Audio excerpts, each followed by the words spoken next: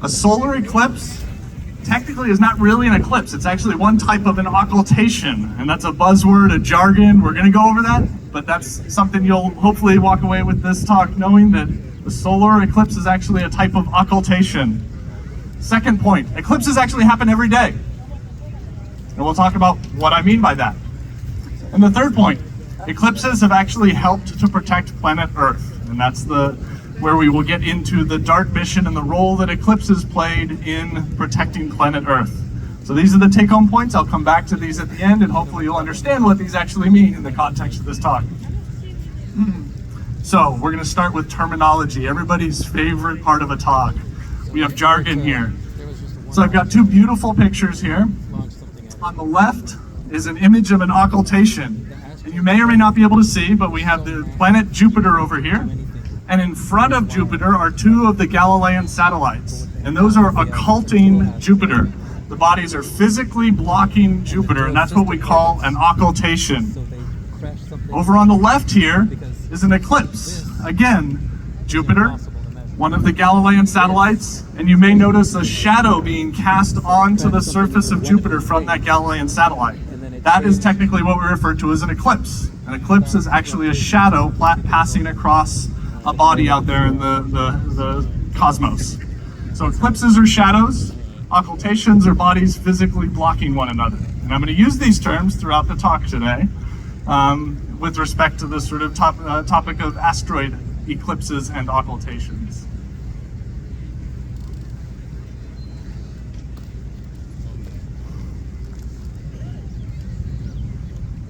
Okay, so asteroids actually have occultations in eclipses. So what we're looking at here is just a computer simulation or a model of an asteroid with a satellite. So asteroids have moons.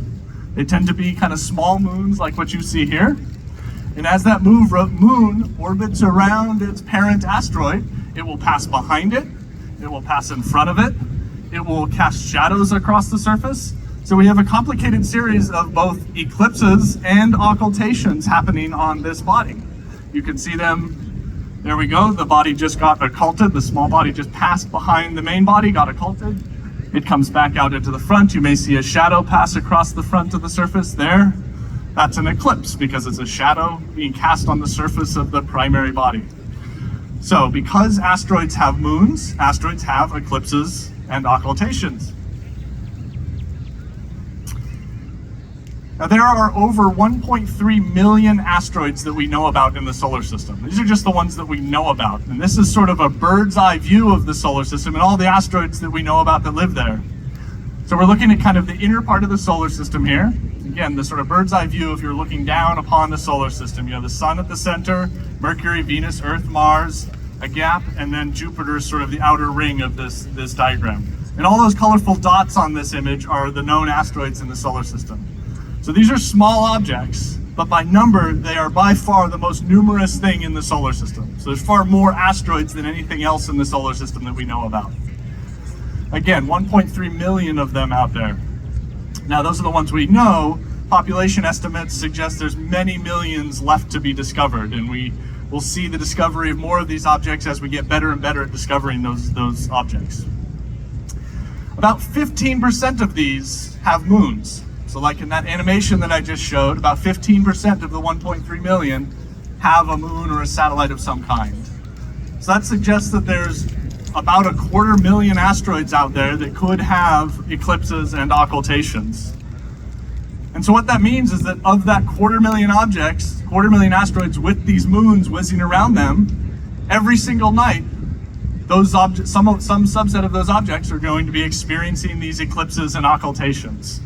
So that's what I mean by eclipses are happening all the time. They may not be a solar eclipse necessarily, but asteroid eclipses are happening all the time in the solar system. And that brings us to the DART mission. The DART mission is one of these special, or the target of the DART mission is one of these special asteroids that has a satellite. The names of the asteroids are shown here, and you may not be able to read it 50 rows back, but the main body that we targeted with the DART mission is an object called Didymos, and Didymos has a moon called Dimorphos. So Didymos and Dimorphos, it's called what we call a binary asteroid. So Didymos has a moon that orbits around it. And what the DART mission did is it targeted the satellite, the moon, Dimorphos.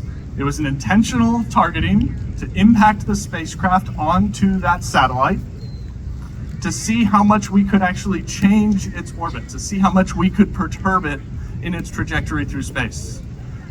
The reason for this is related to planetary defense. So if we were to discover an asteroid similar in size to Dimorphos, Dimorphos is actually, if you look behind you there to the stadium, Dimorphos is about the size of the stadium. All right, it's about 170 meter size body. So it's roughly the size of that stadium. So if we were to find an asteroid of that size and had to do something about it, as in deflect it from hitting the Earth, this is an unlikely scenario, but it's something we want to at least think about and consider what our options might be. If we were to find an object like this, DART was the first experiment to figure out whether hitting that object really hard would be enough to deflect it off course. And that was the whole goal of the DART mission. Move an asteroid by hitting it at really high speed with the spacecraft. It's sort of the simplest experiment we can imagine. I kind of liken it to a rock hammer in space. Let's smack two things together and see what happens. So that's fun, that's really cool. And that was one of the sort of reasons I was very interested in being involved with the DART mission. So again, DART comes in, hits Dimorphos. We want to know what happens after that. And that's the basic gist of the DART mission. Because the spacecraft is your impactor, you can't really do much observations from the spacecraft that just got vaporized. So down in the left-hand corner, it says Earth-based observations. That's where people at Lowell Observatory and other telescopic observatories around the world got excited, is because we had to use our tools and our techniques to figure out the sort of aftermath of this controlled impact. All right, so here is a time-lapse speed up of the last 5 minutes of the DART mission. This is when things got really interesting. This is a fully autonomous mission. DART targeted Dimorphos without any human intervention. Hands were off the steering wheel. So the software on board the spacecraft had to be able to target Dimorphos. You're seeing two different views of that. The spacecraft is getting closer and closer to Dimorphos here. And it was meant to hit roughly the center of mass, and it did a spectacularly good job of that. And there we go. And this is actually intentional. The partial image here is partial because the spacecraft stopped transmitting. And so before we even got any details about the impact, we saw this last image and knew that something had happened. No more spacecraft, no more download coming in. So this was terribly exciting, even though it's a small fragment of a mission, or a small fragment of an image. It was very exciting to see this come in real time.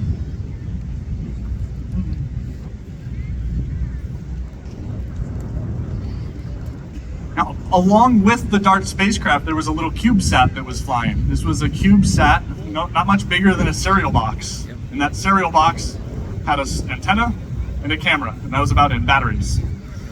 And that CubeSat flew by after DART smacked into this asteroid. And what you're looking at here on loop is that some of the imagery stitched together into a movie of the post-Didymos system after DART hit the satellite. And so up on the top is the larger body, Didymos. And in the bottom here, which shows up okay, is Dimorphos with a giant cone of ejecta coming off of it. This is the ejecta that was released from the body as the spacecraft smacked into it, and all this stuff got blasted out into space. And so you're looking at essentially the aftermath, the immediate aftermath. This is a couple minutes after the DART impact hit the asteroid. You're looking at the immediate aftermath of this experiment. Now we had this little CubeSat whiz by and collect these images, which is great. The CubeSats don't last very long, and after just a couple hours, there was essentially no more data being collected by that CubeSat. And so that's where we then come to the ground-based telescopes. And so at Lowell Observatory, we have a 4.3 meter telescope, which you can see over on the left-hand side there. It's fun having such a big telescope at your disposal, and we were able to collect ground-based imagery of this impact to try to figure out what happened and how much the DART spacecraft affected this asteroid. And so what you're seeing here in the animation, or the string of images that we collected from that telescope on the left, is the asteroid Didymos moving through the field, and you can see this spectacular tail of material that is streaming off to the right-hand side in this image. That is all of the dust and ejecta and debris that DART removed from the asteroid system and is now slowly escaping out and forming into this tail of material. It kind of looks like a comet, but it's a man-made comet. It's an artificial comet.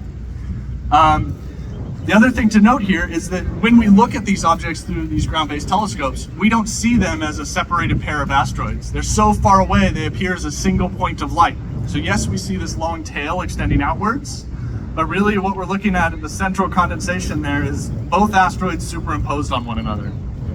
So how do we get information about the outcome of the impact if we're just looking at a single point of light?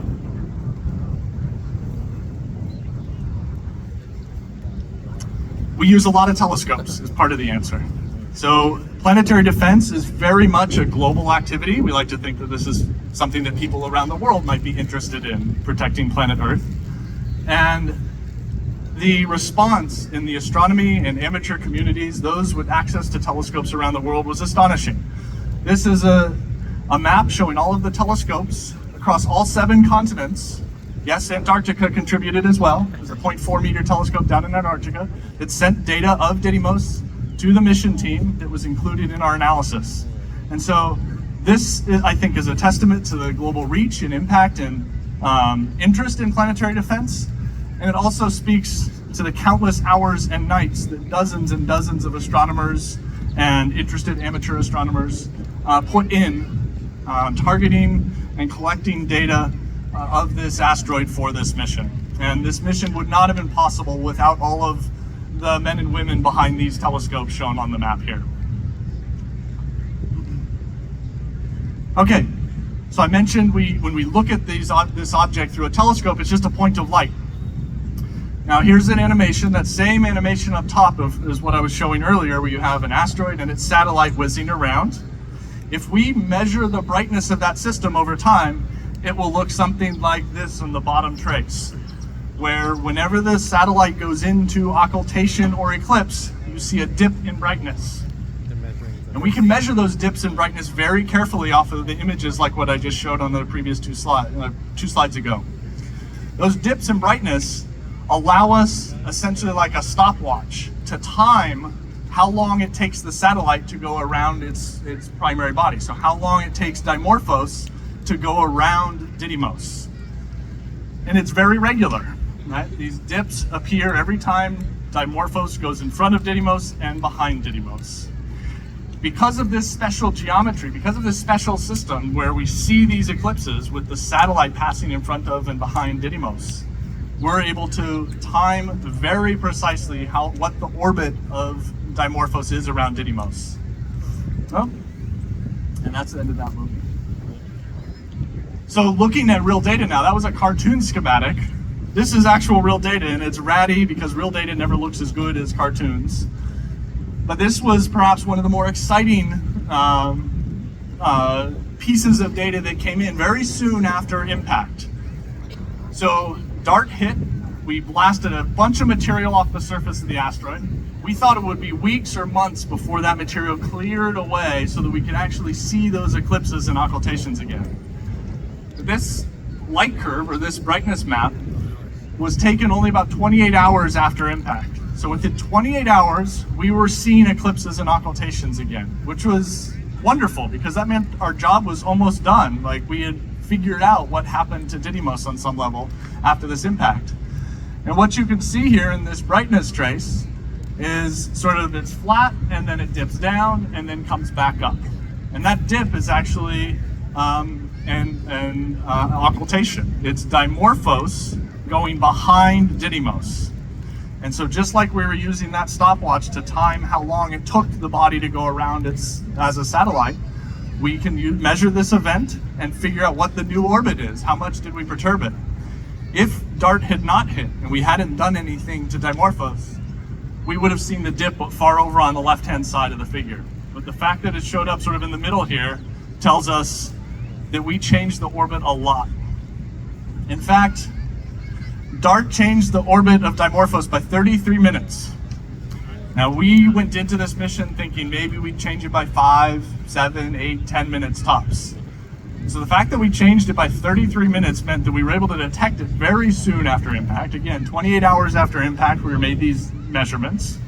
And so we kind of knew the answer very quickly to what it is that DART did to perturb Dimorphos as it's going around Didymos. So, kind of wrapping things up here a little bit, coming home into those take-home points that I started with. A solar eclipse is one kind of occultation. The moon blocking the sun today is technically an occultation. It's a body physically occulting another body in the sky. An asteroid blocking a distant star is a type of occultation. Io passing in front of Jupiter is an occultation. Dimorphos blocking part of Didymos is an occultation. These are all sort of different flavors of the same thing. These are all occultations. And again, we are hopefully going to see a type of occultation in just a couple hours here. So eclipses happen every day.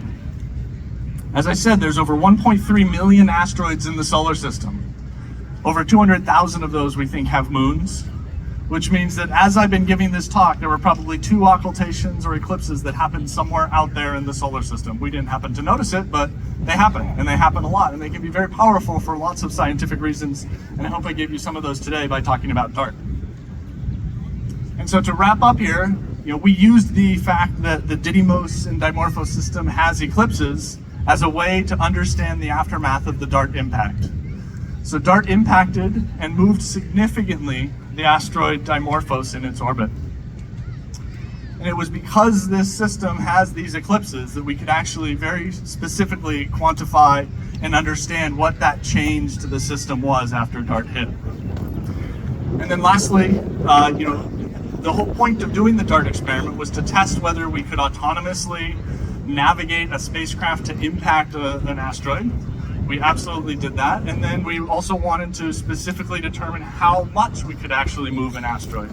And we did that in the case of this system and showed that we could move the body of a size similar to the stadium here by about 33 minutes in its orbit. So we have that information, and it's critical information. So if we ever have to act upon it, we can scale what we learned from DART to apply to any sort of real world mitigation scenario. So that's the end of my talk.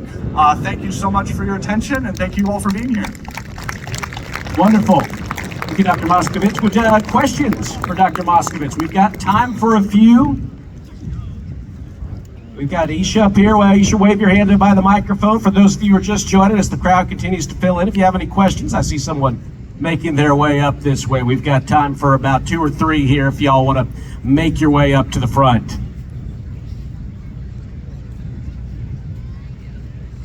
Hi.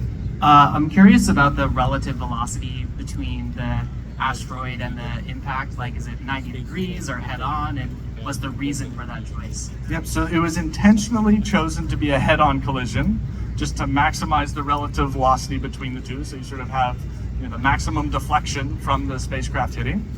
The relative velocity was about 14,000 miles per hour, which is amazingly fast, right?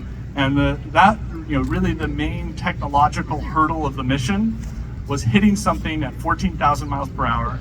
And in terms of the precision of the impact, they hit within a few meters of the desired location, which is, I think, it's an amazing engineering feat to pull that off. And, to do that, again, fully autonomous, that's a lot went into that. And, it's amazing that we can do these things when, people put their minds to it and put their talents to work. Thank you for your presentation. My question is, when you hit it and the 33-minute deviation, did it move farther from the main object, closer to the main object? And if it got closer, will it eventually, due to gravity, crash into it? Or if it got farther away, will it eventually just drift off? Yes, that's a great question.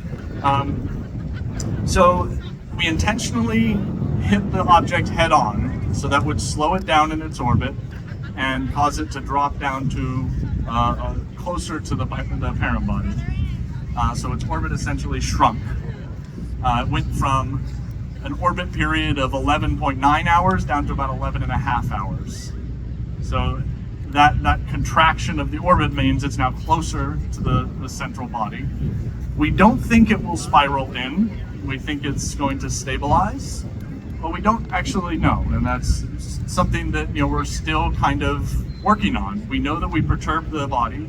We think it's sort of excited now. It may be wobbling around in its orbit and interacting in ways that it was not before. And so it could continue to evolve over the coming years as the system sort of re-equilibrates. Fortunately, we have a follow-on mission that the European Space Agency is going to be flying called Hera. And Hera is a spacecraft that's going to go back to this same asteroid system and help us answer all the questions that have come up since DART hit. So Hera arrives in 2027 to do detailed investigation of the system and try to address things like what is the long-term evolution of the satellite, what's it going to look like 100 years from now, 1,000 years from now, things like that. That was an excellent talk. My question is, do you have a way of estimating the amount of mass that was lost and whether that correlates with the new orbit? Yes, absolutely. So, yes, we have ways of estimating the mass. We can take images like what I showed with our telescopes and essentially draw a circle around the tail and say, okay, how much mass is in the tail based on how bright it is, and making assumptions about how big the particles are and things like that. And we've done that, and it's many tons of material were kicked off. We think we may have displaced up to 10% of the mass of the satellite. 5 to 10% are sort of best guesses. And displaced means that it's a complicated mix of stuff escaping, like totally leaving the system, stuff getting kicked off the surface and means maybe staying in the proximity of the system and maybe even touching back down, and then reshaping of the satellite as well. We may not actually, when Hera gets there in 2027, we may not actually see an impact crater. This body may have been deformed so much that it sort of looks like a new rubble pile or something that doesn't necessarily resemble what we saw when DART hit it. So again, Hera will help us answer some of these questions, and we'll be able to get better estimates of how much mass was actually lost. But we do the best we can with the telescopic data we have now. We'll be continuing to monitor the system until Hera arrives. Hey, how confident are you that this would scale up if we had to impart a larger delta V, especially given that the initial model seems to have been off? Sure. So it went in the right way, which is good, right? So we imparted a lot of velocity change onto this body. We were able to really deflect it significantly. The nice thing about a kinetic impactor like this is it scales relatively simply. If we had a bigger asteroid, we could launch a bigger spacecraft, or we could launch more than one spacecraft. So we could do a phased thing. So instead of one impact, you could have 4 impacts in a row. And we have an understanding now of what each of those impacts is going to do in terms of deflection. One of the main scientific outcomes of this is we learned that the strength of these asteroids is very, very low. Pictures of Dimorphos look kind of like a scree field or the bottom of a quarry. It's a bunch of loose gravel. And in 0G, close to 0G, that gravel is not well held together at all. And it doesn't take much to sort of break that apart and split those pieces off. So that works in our favor when we're talking about disrupting these objects or moving them off course. We can displace a lot of mass even with a basic impactor here. As I said, the asteroid is about the size of the stadium. The impactor was the spacecraft was the size of a large vending machine. So that's kind of amazing that a little vending machine could do all that damage, but at 14,000 miles per hour, it actually did quite a bit. And we've got a few more minutes with Dr. Moskovitz. These last few questions up here at the microphone we'll have time for. Thank you. If we identified an asteroid or object potentially impacting the Earth, does the data from DART tell us by how many miles we could avoid the impact? Yeah, so what DART tells us is how much we could deflect an asteroid with a certain amount of lead time, right? It's all about, for these impact scenarios, your options are dictated by how much time before impact.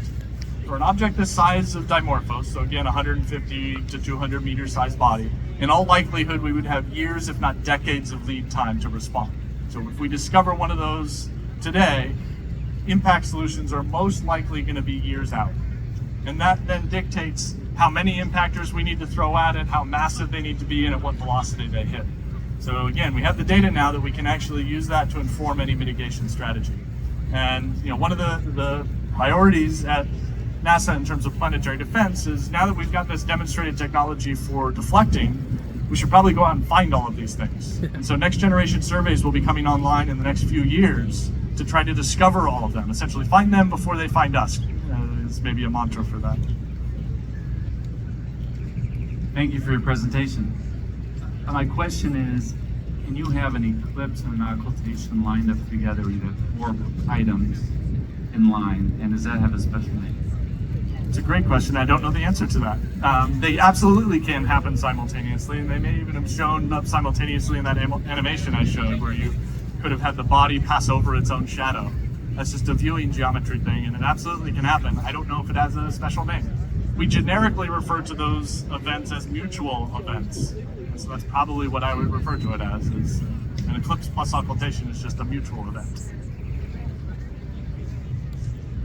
I have another question circling back to the meter and the size of them, and what's the largest space object could hit and move, and what's the largest object that we think could hit the Earth, or that we might have to?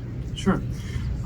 We have a decent understanding of the frequency in which large asteroids hit the Earth, and that's because there are craters all over the place. I'm from Flagstaff, Arizona, and 30 minutes east of us is Meteor Crater.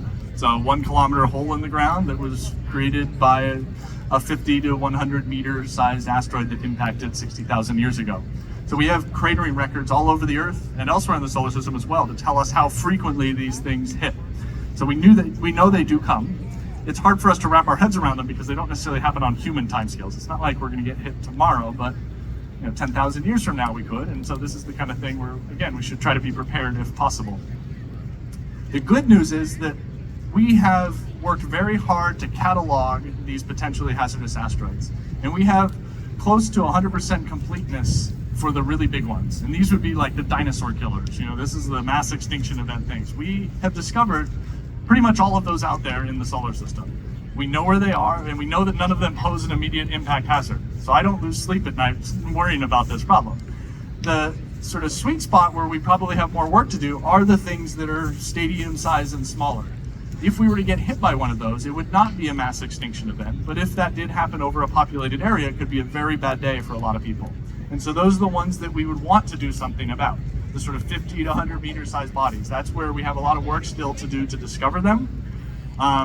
And I think within the next, say, 10 years or so, we probably will have made significant progress towards completing our census of those bodies that are potentially hazardous. So that's where our work is kind of focused, is let's find the objects that pose the most immediate hazard and come up with technologies like DART to do something about them. So that's really where the most of the focus has been.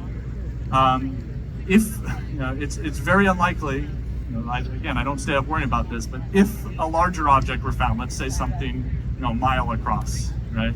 If something like that were found, we'd have to come up with sort of exotic solutions for how to deflect it. DART would not work very effectively for something that size. DART is well suited to your football field sized impactors. Thank you very much. Great questions. Dr. Moskovitz, thank you so much for being here with us. And I will mention that, you see him up here speaking, but Dr. Moskovitz and his colleagues from Lowell Observatory are part of a team that's been working tirelessly behind the scenes, honestly, for years, but especially as we've grown closer and closer to today. They've done some tremendous work. Partners at Lowell Observatory, NASA, Baylor University, the city of Waco, the city of Flagstaff, Arizona, Discovery Channel. A lot of people have worked together to make this possible, and what you're seeing and hearing today are the fruits of that collaboration. And Dr. Moskovitz has been working behind the scenes, and so many of his colleagues, and we're incredibly grateful to them and incredibly grateful to you for being here today. A reminder